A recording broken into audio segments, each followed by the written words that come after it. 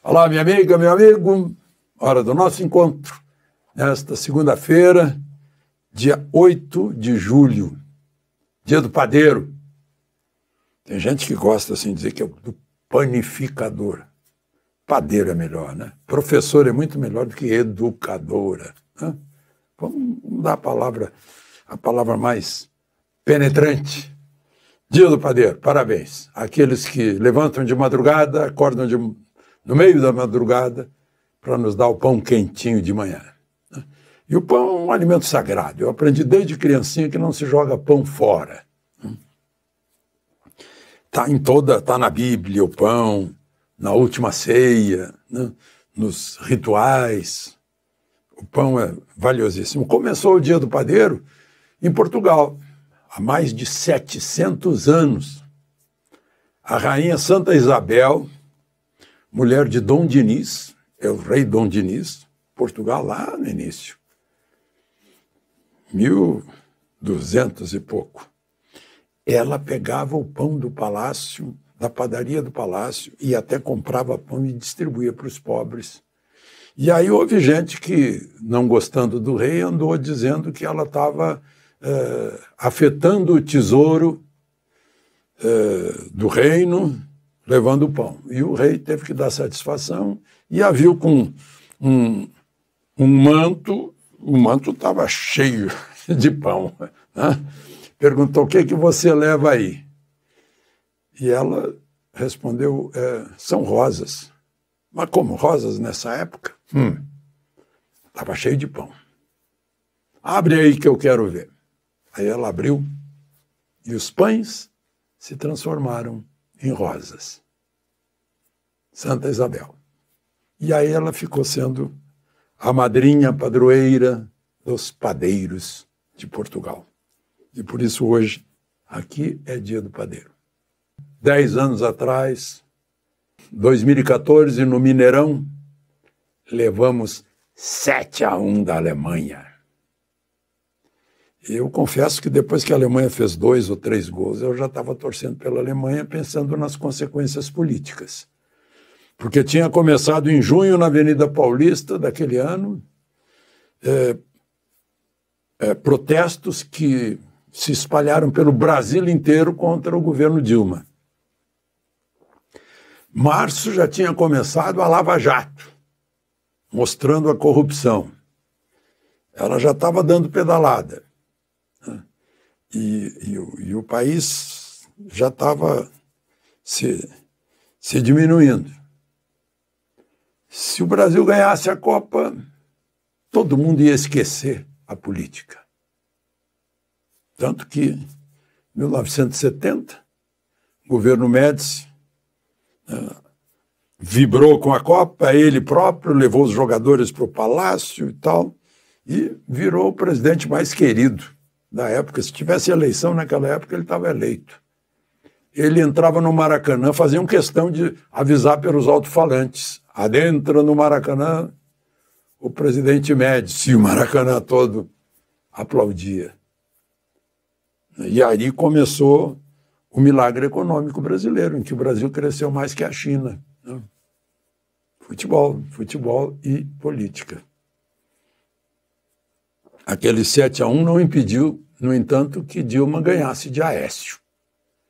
Foi apertado, mas ganhou. E depois foi impedida de continuar, condenada pelas pedaladas. Um pouquinho de história contemporânea de logo ali, do nosso presente. Presente grego, né? Nosso presente parece um cavalo de Troia cheio de inimigos.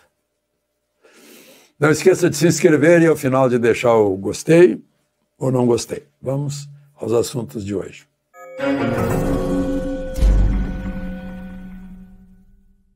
Primeiro assunto: vai subir a gasolina a partir de amanhã e o gás de cozinha também. E não é só por causa do preço do petróleo.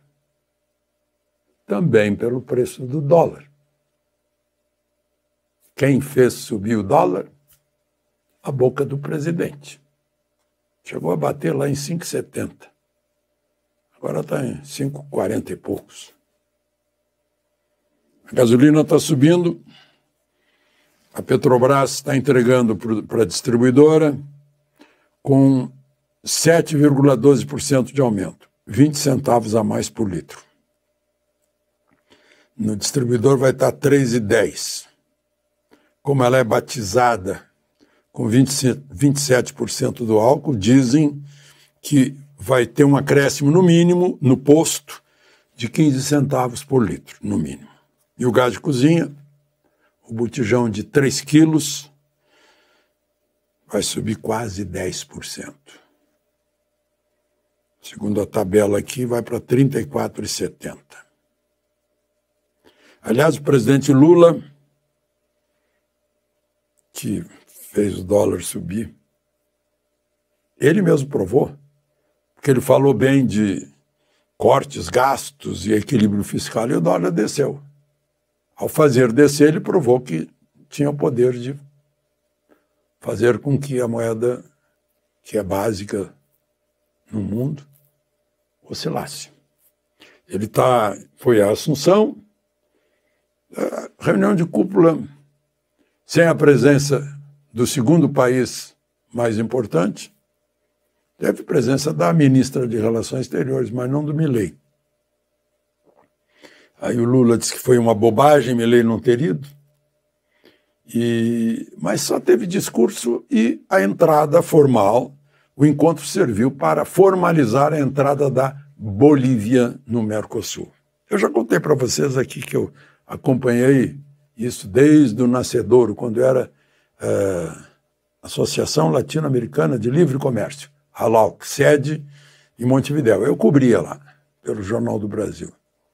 E era 1973. Quer dizer, temos aí meio século, né?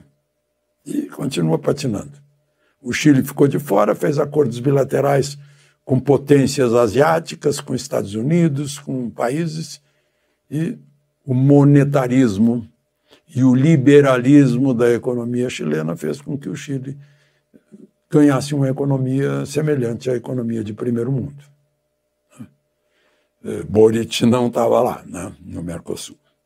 Mas, bom, o que eu queria dizer é que Lula em seguida vai para a Bolívia.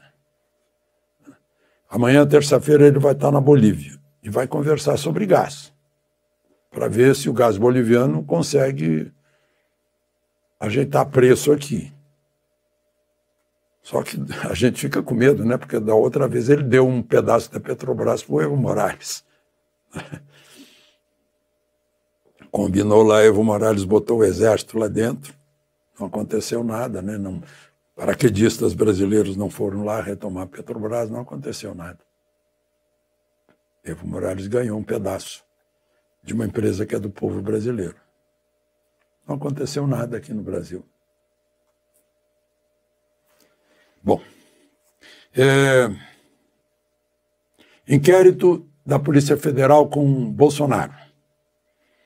Aquelas joias que eu falei para vocês, né, que é relógio, anel, colar e brinco da primeira-dama, a masbarra, que é uma espécie de rosário, e que mais? Caneta.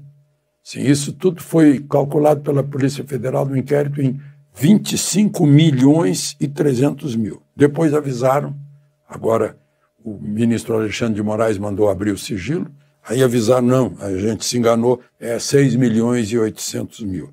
Ou seja, estava multiplicado por mais de 3, né, o valor. Bom, e ainda falando de processo, a defesa de Anderson Torres está pedindo anulação de 2 inquéritos sobre o 8 de janeiro. Anderson Torres foi o ministro, o último ministro da Justiça de Bolsonaro. E ele é da Polícia Federal de carreira.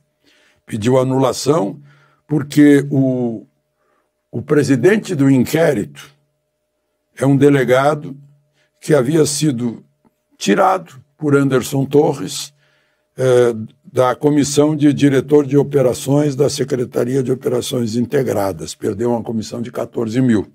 E a defesa diz que, nesse inquérito, ele foi a revanche. Aí eu fico me perguntando, né? Como é que alguém que já teve, todo mundo conhece, né? Lá dentro, no ambiente, sabe quem é inimigo de quem, né? Já foi exonerado pelo Anderson Torres, portanto, o delegado Xavier não gosta de Anderson Torres e tal. Como é que dá a presidência de um inquérito? Né? Fica estranho. Mas, enfim, o inquérito de Bolsonaro, voltando a ele, agora está nas mãos da Procuradoria-Geral da República para se manifestar. Eu não sei se tem alguém lá que tem foro privilegiado por função para estar no Supremo. É bom a gente lembrar sempre, porque quem quer o devido processo legal e acredita na Constituição, fica lembrando. De Brasília, Alexandre Garcia.